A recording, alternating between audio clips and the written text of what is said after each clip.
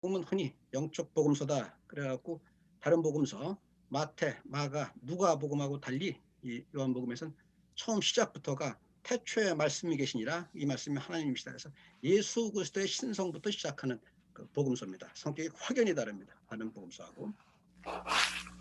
오늘 말씀 전한 태초에 말씀이 계시니라 나아가 이 말씀이 하나님과 계셨다.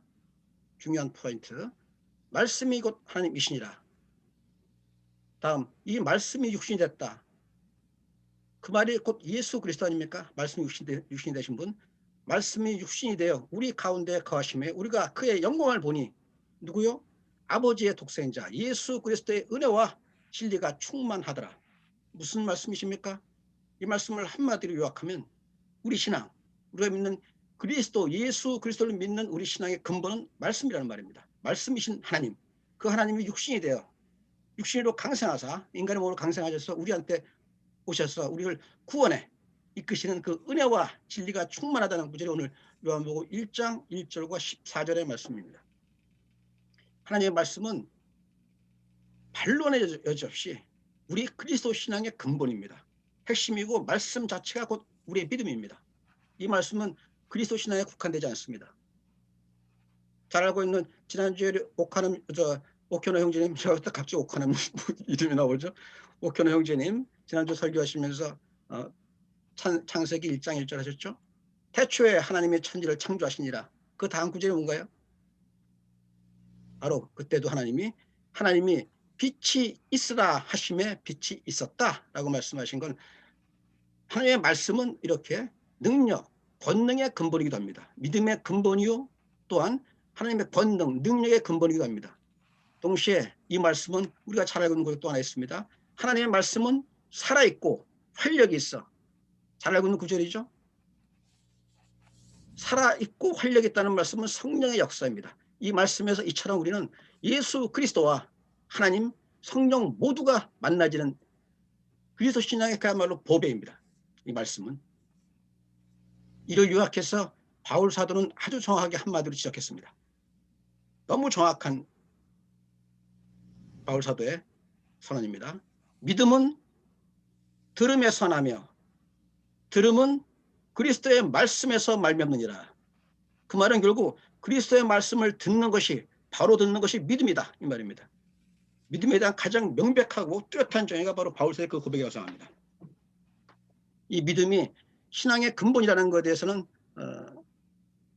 유일신신앙, 야훼 그리고 예수 그리스도 믿는 유일신신앙에서 어떤 누구도 부정하지 않고 반론을 제기하지 않습니다.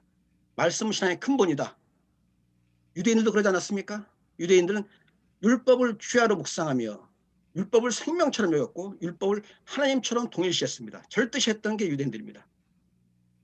율법을 어기는 자는 심지어 주의까지 했고 율법을 어기는 자는 신성 모독이라고까지 판단했던 게 유대인들의 말씀 사랑이었습니다. 근데 과연 그 말씀이 그 유대인들의 어떤 말씀 사랑 이 바른 믿음이었을까요? 우리가 하나 금방 말씀드렸던 바울 사도의 선언 믿음은 들음에서 나며 들음은 그리스도의 말씀에서 말미암는다 그럴 때 우리가 주목해야 될 하나의 브릿지 다리가 있습니다. 믿음과 하나님의 말씀 사이의 들음입니다. 이 들음에 주목하는 게 매우 중요하다고 생각합니다. 바로 믿음을 갖기 위해서. 무엇이냐면 듣다. 하나님의 말씀을 듣는 게 믿음이라고 할 때 무엇을 듣는 겁니까? 누구에게서 듣는가? 무엇을 통해 듣는가에 우리 주목해야 돼요. 지금까지 우리가 하나님의 말씀을 듣는다고 할 때 그 말씀을 듣는 게 흔히 말하는 종교의 권위나 신학자의 이론이나 혹은 성경의 문자를 통해서 하나님의 말씀을 들었던 게 아닌가. 다시 한번 자기 신앙, 저도 마찬가지입니다. 우리 모두 신앙을 점검해 봐야 됩니다. 방금 말씀드렸던 유대인들, 율법을 그토록 사랑했던 유대인들을 예수께서 하나님께서 말씀하십니다. 너희가 입술로는 나를 공경하되 마음은 내게서 멀도다. 무슨 말씀입니까? 이 말씀이? 매일 율법을 암송하고 외우고 끊임없이 되뇌면서 그들의 입술에는 붙어 있습니다. 하나님, 하나님, 야훼 하나님이여 붙어 있지만 마음은 내게서 멀다 하는 말은 열심히 율법을 암송하고 전부 다 머리에 담았고 전부 다 생명보다 소중히 여긴다고 자기 입술로 고백했지만 하나님의 뜻에서 멀어졌다는 겁니다. 그들이 알고 있던 율법이. 유대인들만 그렇습니까? 예수 신앙에 넘어와서도 마찬가지입니다. 일단 초기 교회, 초대 교회는 예외로 하죠. 왜 그러냐면 초기 교회, 초대 교회는 우리하고는 좀 다릅니다. 우리가 지금 생각하는 거랑 그때는 이렇게 말씀을 전하는, 성경을 통해서 말씀을 전하는 시대가 아니었어요. 초기 초대 교회까지는 그리스도의 복음, 다시 말해서 예수께서 우리에게 오셨고 죽으셨으며 장사한 지 사흘 만에 다시 살아나서 부활하셨다. 이 복음을 전하는 거였습니다. 말씀, 다시 말해서 말씀을 전하는 게 아니라 사실을 알리는 거였어요. 복음, 굿뉴스라 할 때 뉴스는 사실입니다. 언어적인 문자하고 전혀 다릅니다. 그러니까 초기 초대교회는 예외를 하고 일단 차치하고 그다음에 가톨릭에도 말씀은 종교의 권위에 뒷전에 밀려버렸습니다. 가톨릭에서도 소위 말하는 사제 성직주의로 인해서 가톨릭에서는 종교 성례전이 모든 말씀을 쥐어삼켰습니다. 성직자가 중지하는 성례전을 통해서 실대 성사를 통해서 성사 하나하나 은혜가 쌓여서 은혜가 일정한 중량이 넘었으면 구원을 받는다. 이게 사제 성직주의 그다음에 성례전주의의 기본입니다. 다시 말해서 눈에 보이지 않는 하나님의 은혜가 눈에 보이는 성례전을 통해서 가시화된다. 이게 가톨릭이었습니다. 그것이 과연 바른 믿음이었을까요? 아니었기 때문에 종교개혁 운동가들은 부르짖었습니다. 아드 비블리아, 성경으로 돌아가라. 아드 비블리아, 성경으로 돌아가라는 말은 신앙의 매우 중요한 핵심이었습니다. 그런데 한번 돌이켜보죠. 그 종교개혁 운동가들의 어떤 후손인 오늘날 개신교, 우리가 바른 믿음에 서 있습니까? 말씀에 똑바로 믿음에 서 있습니까? 그렇지 않게 지금 이렇게 우리는 교회의 어떤 타락과 부패 이런 거 보면서 마음 아파하고 또 교회의 개혁과 어떤 갱신을 외치는 거 아닙니까? 심지어 기독교 역사상 가장 타락했다고까지 말하는 거 아닙니까? 바른 말씀에 서지 않았기 때문에. 그렇습니다. 종교개혁운동가들이 말했던 대로 아드 비블리아, 정말 성경으로 돌아갔더라면 이렇게 타락할 이유가 없었을 겁니다.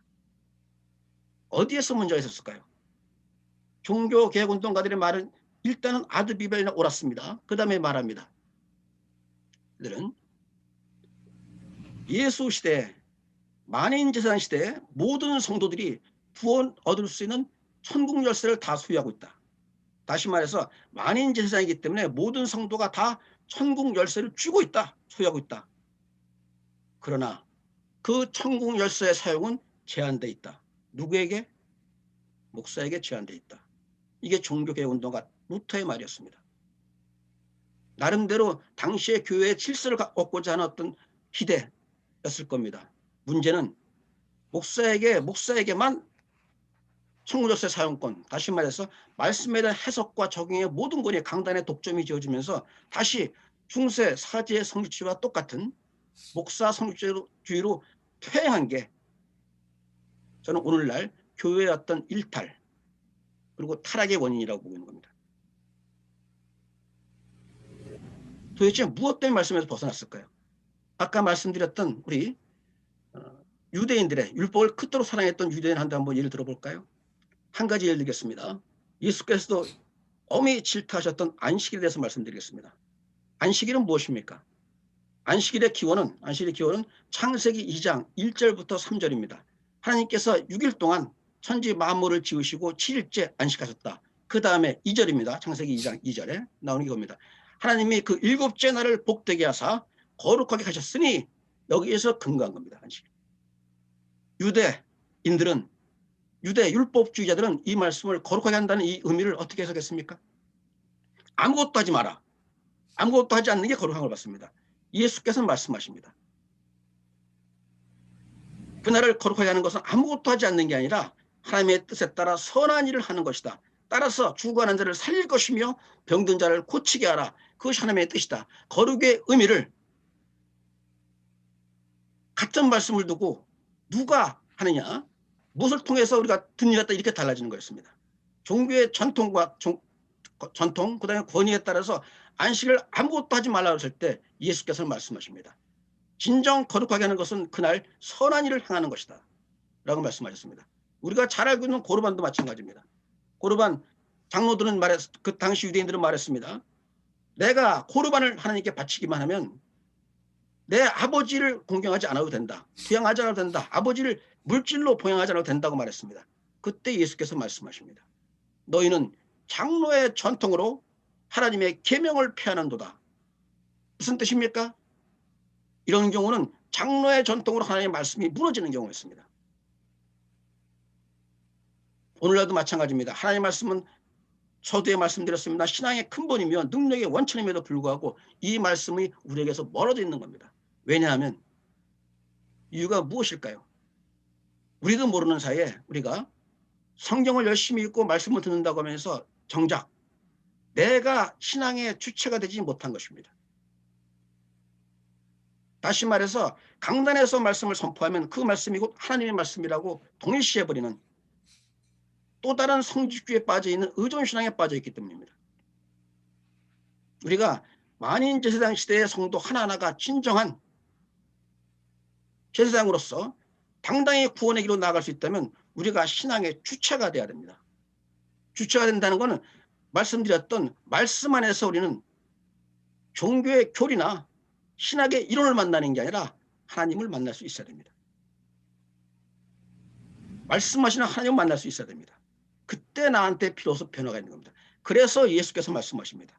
내 말이 너희 안에 거하면 무엇이든지 원하는 대로 구하라. 그리하면 이루리라. 이루게 하시는 이는 성령 하나님이십니다. 또 예수께서 말씀하십니다.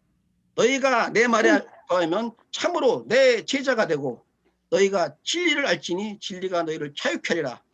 자유케 한단 말은 뭡니까? 걱정, 근심, 모든 죄의 권세에서 벗어나서 해방되는 걸 말합니다. 마음의 평화를 드리는 걸 말합니다. 이렇게 말씀 안에서 우리는 하나님과 예수 그리스도와 성령과 만날 수 있어야 되는데 우리가 만난 건 뭡니까? 우리가 말씀을 통해서 문자의 암송에 매달렸고 그 다음에 말씀을 듣되 누군가 중개를 거쳐 듣지 않으면 말씀을 도무지 이해조차 못할 정도 영적 무지에 빠져 있는 겁니다. 그렇다면 우리가 말씀을 들음으로 말미암아 믿음의 올바른 믿음에 서기 위해서 말씀을 바로 듣기 위해서 우리가 할 일은 뭡니까? 많은 분들이 그렇게 말씀하십니다. 우리가 성경을 읽고 성령의 도우심을 구해야 된다. 옳은 말씀입니다. 내가 성경을 펼치면 또 성령께서 인도하신다. 이런 말씀들도 많이 하십니다. 그 또한 틀리지 않습니다. 왜냐하면 실제로 성령께서 인도하셔서 구절을 인도해서 그 말씀의 어떤 신부를 들어가게 하는 경우도 많이 있으니까요. 문제는 성령께서 인도하신다라고 할 때 문제는 일반화시킬 수 없다는 겁니다. 특별한 경우에 그렇게 성령께서 인도하시면서 하나하나 말씀 인도하시는가 하면 우리 잘 알고 있잖아요. 우리 정통 교인들보다도 훨씬 더 말씀에 천착하면서 말씀에 매달리는 사람들이 이단입니다. 소위 말하는 신천지 하나님의 교회 이 사람들은 성경 공부 무지하게 합니다. 그리고 말씀을 나름대로 사모했던 사람들이 이단으로 많이 빠져요. 교회에서는 말씀이 없다 그러면서. 그들이 그렇게 열심히 매달렸는데 어떻게 이단으로 빠집니까? 성령의 인도라면. 성령의 인도 반드시 있습니다. 그러나 일반하기 전에 우리가 해야 할 바가 있습니다. 성경을 읽으면서 우리가 해야 될 바. 그것은 우리가 성경의 문자에 매달리지 말고 성경을 통해서 말씀하시는 하나님을 바라볼 수 있어야 되는 겁니다. 그 말 너무 추상적인 거 아닙니까? 어떻게 하나님을 바라보고 만날 수 있습니까? 네, 추상적으로 들릴 수 있습니다. 하나님의 말씀을 깨닫고 거기서 하나님의 말씀하신 하나님, 다시 말해서 화자의 음성을 듣는 게 매우 추상적으로 들릴 수 있습니다만 성령의 인도 이전에 우리가 할 수 있는 것은 우리가 성경을 읽을 때 문자와 만나지 말고 성경을 통해서 말씀하시는 하나님과 만나기 위해서는 조금 더 왕도가 있을 수 없습니다. 성경을 통해 제시하시는 화자의 메시지에 집중하는 겁니다. 한 가지 예를 들어보겠습니다. 예수께서 새 계명을 주셨습니다. 내가 너희에게 새 계명을 주노니 너희는 서로 사랑하라. 내가 너희를 사랑한 것 같이 너희는 서로 사랑하라 라고 말씀하셨습니다. 새 계명이라고 말씀하신 건 그리스도의 계명을 말합니다. 그리스도의 계명이라는 것은 율법에 있었던 이중 계명을 축약해서 하나의 계명으로 말씀하신 겁니다. 다시 말해서 그리스도 신앙의 절대 계명입니다. 너희는 서로 사랑하라. 이거는 그리스도 신앙의 절대 계명입니다. 그런데 우리는 그 구절을 모르는 사람이 없잖아요. 전부 다 알고 있습니다. 그리스도 신앙의 핵심은 사랑이다. 다 알고 있습니다. 그런데 한번 저를 비롯해서 우리 모두가 생각해 보자고요. 특히 접니다. 특히 제가 저를 돌이켜보건데 저는 그러지 못했습니다. 누구보다 사랑을 많이 외쳤고 많이 썼고 했으면서 저 자신을 돌이켜보면 정말로 괴롭습니다. 제가 사랑이 없다면 절대 계명의 사랑을 지키지 못했다면 저는 그리스도인이 아닙니다. 저를 돌이켜보면서 지난주도 굉장히 괴로웠습니다. 사랑이 없는 나 자신. 그렇게 성경을, 제가 지금까지 성경 보면 아마 6, 7권이 전부 다 걸레처럼 다 해줬어요. 성경이. 많이 못 그랬고 읽기만 했습니까? 수없이 떠들었는데 정말 사랑이 있는가? 돌이켜볼 때. 물론 마음속에 본디의 사랑이 충만한 분들이 있습니다. 그런데 그 계명, 너희는 서로 사랑하라. 너에게 새 계명을 주겠다. 서로 사랑하라. 내가 너희를 사랑하는 것 같이 너희는 서로 사랑하라고 말할 때 우리는 그 구절을 수십 번 수백 번 읽으면서 하나밖에 안 남습니다. 문자. 사랑밖에 안 남습니다. 그게 성경의 신부, 말씀하시는 화자에게 깊이 들어가지 못한 겁니다. 사랑이라고 할 때 우리는 뭘 떠올립니까? 우리는 사랑할 만한 사람을 사랑합니다. 내 가족, 내 아들, 내 자식에 대한 사랑은 내 생명을 바쳐 사랑합니다. 내가 좋아하는 사람, 내 감정에 끌리는 사람, 내가 유익한 사람을 만나기 위해서 만나는 사람에게는 나는 모든 걸 다 바쳐 사랑한다고 합니다. 그러나 그 사랑이 아닙니다. 예수께서 주신 새 계명을 주면서 말씀하신 그 핵심은 이거였습니다. 아까 말씀은 믿음은 들음에서 나며 들음은 그리스도의 말씀에서 말미암는다고 할 때 들음에 주목하라고 말씀드렸던 것처럼 예수의 새 계명에서 우리가 정말 주목해야 되는 구절은 바로 이것입니다. 너희에게 새 계명을 주노니 너희는 서로 사랑하라. 뛰어넘어서 내가 너희를 사랑하는 것 같이 사랑하라. 바로 이것입니다. 이게 사랑의 기준이었습니다. 아멘. 예수가 말씀하신 내가 너희를 사랑하는 것 같이 사랑하는 건 무엇입니까? 단순히 종교적인 아가페 사랑입니까?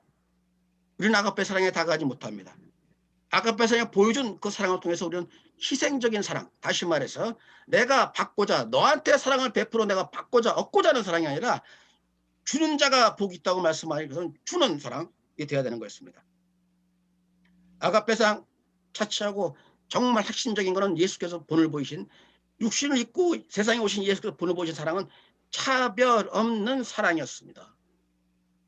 내가 사랑할 만한 자를 사랑하는 게 아니라 내가 사랑할 수 없는 자, 너무 비천해서 너무 초라해서 너무 더럽고 추해서 사랑할 수 없는 자까지 사랑하는 게 그리스도의 사랑이었습니다. 그래서 예수께서 말씀하십니다. 세상에 굶주린 자, 헐벗은 자, 목마른 자, 그리고 옥에 갇힌 자에게 한 게 나한테 한 거라고 말씀하신 게 바로 차별 없는 사랑입니다. 세상에 지극히 작은 자 사랑하는 게 바로 하나님의 사랑이었습니까? 여러분들은 그렇게 하십니까? 물론 구제합니다. 자선을 베풉니다. 거기에 진정한 사랑이 있던가요? 이렇게 하는 게 종교의 의무니까 하고 의무를 하지 않았습니까? 내 도덕심이 발동해서 그래야 되겠구나 하면서 하지 않았습니까? 세상에 지극히 작은 자 사랑하는 거 저도 여기서 부딪혔습니다. 여기까지는 왔는데 세상에 지극히 작은 자를 내가 사랑이 가져갔는데 그에게 사랑할 수 없는데 어떻게 그걸 사랑하는가? 천하게 이를 데 없으며 추하게 이를 데가 없으며 거짓되게 이를 데 없는 그를 내가 어떻게 사랑하는가? 하나님은 말씀하십니다. 예수께서 말씀하십니다. 죄를 미워하되 원수를 사랑하라고요. 그럼에도 사랑해야 되는 거였습니다. 그런데 그 실천에 나아가지 못합니다. 여기서 저 막혔습니다. 저도. 지난주 이 설교를 준비하면서 그렇다면 지금 내가 지금까지 한 말은 성경에 다 있는 말이고 우리가 성경 읽기만 나왔던 말이 아니냐. 그런데 어떻게 뛰어넘어서 세상에 지극히 작은 자 예수께서 내가 너희를 사랑한 것처럼 사랑하는 그 사랑을 갈 수 있겠는가 라고 할 때 막혔습니다. 그리고 고민하고 실천하지 못하고 또다시 괴로움 속에 빠져들었지만 작은 돌파구를 찾았습니다. 그것은 내가 세상에 있는 지극히 작은 자를 사랑하기 전에 내 안에 있는 지극히 작은 자를 사랑하는 것입니다. 내가 내 안에 있는 지극히 작은 자를 사랑할 때 사랑을 알게 됩니다. 사랑을 아는 자라야 사랑을 실천하면서 세상에 있는 지극히 작은 자를 사랑할 수 있습니다. 내 안에 있는 지극히 작은 자가 누굽니까? 내가 가진 부유한 것, 자랑하는 것만 할 만한 걸 드러내는 게 아닙니다. 차별을 사랑하라. 세상에 지극히 작은 자 사랑하는 예수 그리스도의 그 말씀은 바로 내 안에 있는 지극히 초라한 것, 열등한 것, 부끄러운 것, 죄로 말미암아 숨고 싶은 것, 항상 탄식하며 울고 있는 것, 고통스러운 것, 마음이 철해서 분명히 나이면서 나라고 내가 인정조차 하지 않는 덮어버리고 숨겨두고 내가 오히려 조롱 멸시하고 있는 내 안에 있는 작은 자를 끌어내십시오. 내 안에 있는 그 작은 자, 열등한 자, 초라한 자, 죄로 말미암아 더럽혀진 자, 그래서 탄식하고 죄의 권세에 갇혀있는 내 안에 있는 작은 자를 사랑하세요. 그리고 위로해 주세요. 저라면 얘야 만원아 정말 내가 잘못했다. 네가 그렇게 아파하고 고통스러우고 절망하고 슬퍼하는데 나는 너를 지금까지 외면했구나. 정말 너에게 미안하다. 너에게 잘못했다. 너는 나다. 내가 진실로 너를 사랑하마. 라고 내 안에 있는 지극히 작은 자를 먼저 사랑하십시오. 사랑을 알 때 실천할 수 있습니다. 사랑 아는 것은 자기 자신을 먼저 사랑하는 겁니다. 자신을 사랑하지 않는 자, 결코 자신을 사랑하지 않는 자, 사랑을 모르는 자는 결코 내 가족, 이웃을 사랑하지 못합니다. 그 사랑은 탐욕일 뿐입니다. 그리스도가 말씀하신 것 사랑을 알고 깨닫고 그리고 그 말씀대로 실천하는 것, 그것이었을 겁니다. 오늘 말씀들은 말씀 안에서 우리가 화자이신 예수를 만난다는 건 바로 성경 하나를 읽더라도 우리는 성경의 문자에 천착하지 말고 담고 있는 의미, 화자가 주는 그 말씀하시는 하나님이 주는 어떤 메시지에 주목하라는 겁니다. 성경을 읽을 때 세 계명을 주노니 사랑하라 해서 하나만 남기지 말고 내가 너희를 사랑한 것처럼 그 핵심을 끄집어낼 수 있을 만큼 성경을 깊이 들어가서 말씀하신 하나님과 만날 때 그때 우리 안에서 진정한 성령의 역사가 일어나는 겁니다. 말씀이 죽은 문자가 아니고 살아 역사는 말씀이 될 때 성령의 역사가 일어납니다. 그래서 예수께서 말씀하신 겁니다. 내 말이 너희 안에 거하면 너희가 참으로 내 제자가 되고 너희가 진리를 알지니 진리가 너희를 자유케 하리라는 말씀, 그래서 하신 겁니다.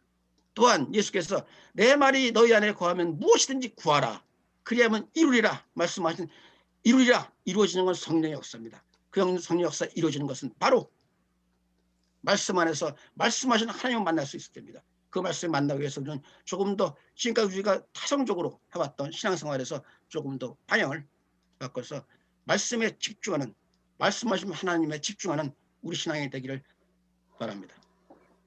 기도하겠습니다. 아멘. 할렐루야. 하나님